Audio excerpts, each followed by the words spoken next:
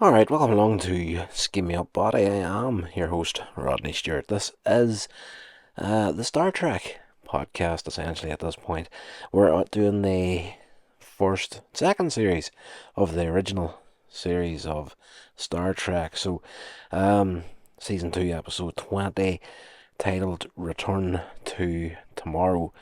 Interesting little episode that was first broadcast on February 9th, 1968, and the crew of the Enterprise receive a distress call from an apparently lifeless planet. And once they get there, uh, this telepathic being named Sargon addresses Kirk and Spock as his children. They're still aboard the Enterprise at this time. The Sargon is voiced by James Doohan, apparently. I was looking up online there, some details on here. Didn't catch that when I was watching the episode, but this guy, Sargon, invites him to beam down to the planet. So Kirk, Spock, Dr. McCoy, and Lieutenant Commander Anne Mulhall beam down to his subterranean vault where the voice of Sargon greets them from a luminous sphere on top of a pedestal. He explains that he and two others are the last survivors of their race. Their minds have been stored in these spheres and have existed here since their planet was devastated by war. Sargon then transfers his mind into Kirk's body and Kirk's mind into the sphere. So, the body snatchers, essentially, in this episode. Sargon explains that he and his companions will need human bodies temporarily in order to construct android hosts for themselves, and then returns to his orb. Kirk returns to his own body, declares with confidence that Sargon is telling the truth, and yes, we should help these people do what they want to do, essentially. So back aboard the Enterprise, the four meet up with Chief Engineer Scott to consider Sargon's request. Kirk convinces the others with a rousing speech about risk. Great little speech, the whole risk speech in this episode. Like that's one of those Star Trek clips that tends to circulate online a heck of a lot. You know, that's what this ship is about. Risk and all that there. McCoy is not so set on this idea, but that's what leads Kirk into the speech and whatnot. So, yeah, the spheres of Sargon, his wife, uh, Philessa, if I can even pronounce that right, and his former enemy Henoch are brought up from the planet to the Enterprise. McCoy supervises as Sargon takes Kirk's body again, and Philessa and Menoch, I probably butchering their names altogether. They take Mulhall's body and Spock's body. Sargon and Felicia become exhausted by the strain of the transference. Henoch instructs Nurse Chapel and preparing a serum that will strengthen the host bodies. This is the guy that's inside of Spock's body. Chapel notices that the serum and the hypospray designed for Kirk does not contain the correct formula.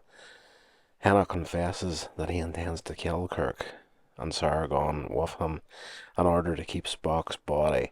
Hanoch then erases Chapel's memory of the conversation. So the acting from Leonard Nimoy in this episode is phenomenal. It's always good to see Spock getting the chance to go outside of the logical Vulcan and Star Trek. You know, that's he defined that character, and all the Vulcans that came after him, all the people that acted as Vulcans that come after him, were based on this character of Spock and how he's just uh, completely logical at all times and plays it very straight for the most part. Um, Although the comedy that he plays as Spock is very good. That low-key comedy, that's a beautiful thing. But whenever you see him getting outside of that and playing a version of Spock that's completely different, in this case, this Hanok character that's taking over his body, um, you know, you're seeing Spock's body, you're hearing Spock's voice, but it's a completely different personality inside there. And he is the kind of the stereotypical villain of the story, and he plays it so good in this episode. Um, the manufacture of the android host begins. Kirk's body begins to weaken more quickly than the others, requiring additional doses of the serum. Hanok tries to tempt Valessa into keeping their hosts' bodies because the android forms will be incapable of, you know, the ability to properly touch and feel and, just sensuality in general. Just why you get into these androids whenever we can just take these bodies and keep them for ourselves. She in turn tries to convince Sargon, but he collapses, unable to stay awake because of the serum that he's been given is not working the way it should do. Uh, McCoy declares that Kirk's body has died and Sargon is gone. Back in the sick bay, McCoy is able to revive Kirk's bodily functions, but has no way to restore Kirk's mind. Valessa offers to restore Kirk in exchange for McCoy's help in keeping Mulhall's body. When McCoy refuses, she assaults him telepathically. Then has a change of heart and relents. It's just like, her husband wouldn't have wanted this. So she's just like, she can't do it either. The voice of Sargon then pops up and commands her, and she realizes that Sargon is using the ship itself as a temporary body. She then informs McCoy that Sargon has a plan and locks him out of the examination room. After which Chapel marches out of sickbay. McCoy then gets into the examination room again and finds that Kirk and Mahal have been returned to their bodies. However, the spheres have been destroyed, including the one that held Spock's mind. So, yeah, Kirk says that this was necessary and asks McCoy to prepare a lethal hypospray for Hanok. Hanok, who has taken control of the bridge at this point, essentially terrorizing the crew, reads McCoy's mind and prevents the injection. Hanok then commands Chapel to use the lethal compound on McCoy, and she moves as if to comply, but then injects Hanok instead. Hanok then boasts that he can just transfer to another body, but finds he cannot due to the interference from Sargon. Hanok pleads for mercy, but Spock's body collapses, seemingly in death. Sargon tells Kirk that he could not allow this. Spock and Chapel's bodies begin to glow, and Spock revives. Sargon reveals that the injection was not lethal. It was important for McCoy and Chapel to believe that it was lethal so that Hanok would believe it also. Spock's mind has been temporarily placed inside Chapel's body. That's why we didn't get to see what happened in the sick bay earlier on in the episode. So there's a moment at the end of the episode. There's always been this thing between Nurse Chapel and Spock where she definitely has feelings for him. He does not. And if he does, he doesn't let it out. But there's a funny little moment where, we've been connected in ways that most people will never know, sort of thing. Sargon and Thalassa, and probably destroying her name completely, they announce that they will not attempt to build the host bodies, but will depart into oblivion instead. But they do make a final request, which is granted to be allowed to use Kirk and Mulhall's bodies one last time to share a kiss. So, whenever they're sharing the kiss, they do leave the bodies, essentially just depart into space and let themselves just disappear into the void, essentially. So, yeah, and uh, Kirk and her Mahal's, they wake up in the embrace and the kiss. So they've got this little weird, embarrassing moment at the end of the episode. Um, the the character of what's her face, Mahal. If I'm even pronouncing her name correctly, uh, Dr. Anne Mulhall, Mulhall, Mahal. That's, yeah, has to be the way it's said. She's been played by Diana Muldaur in this episode, and that is a name that will pop up later on in Star Trek: The Next Generation again. She was Dr. Pulaski in season 2 of The Next Generation. So she's here in this episode. She does pop up a few extra times in other episodes of Star Trek.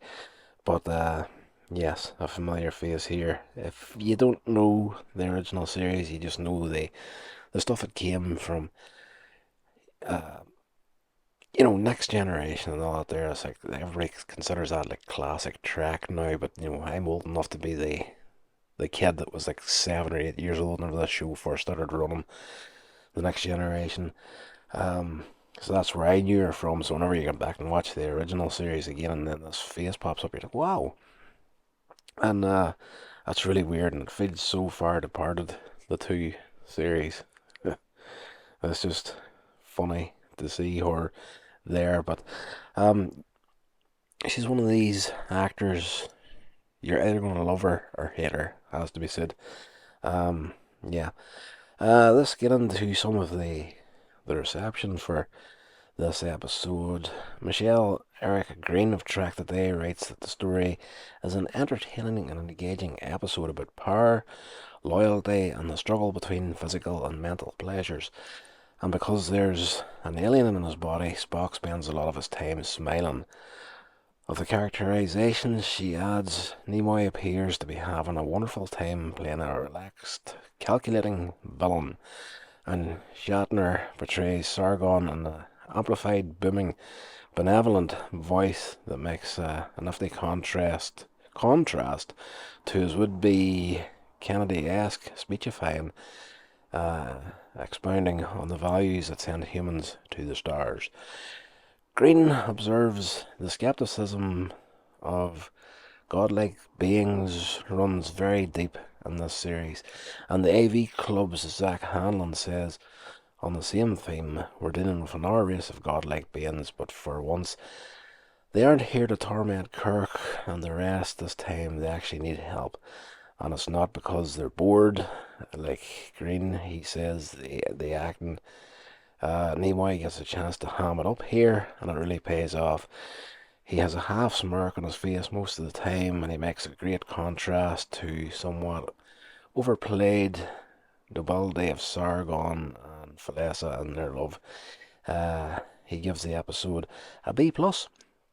Melissa N. Hayes Gyrick of the University of Maryland found it a nearly classic original series plot with godlike aliens, beings made only of energy, promises of advanced technology, and the realization that godlike powers are absolutely corrupting.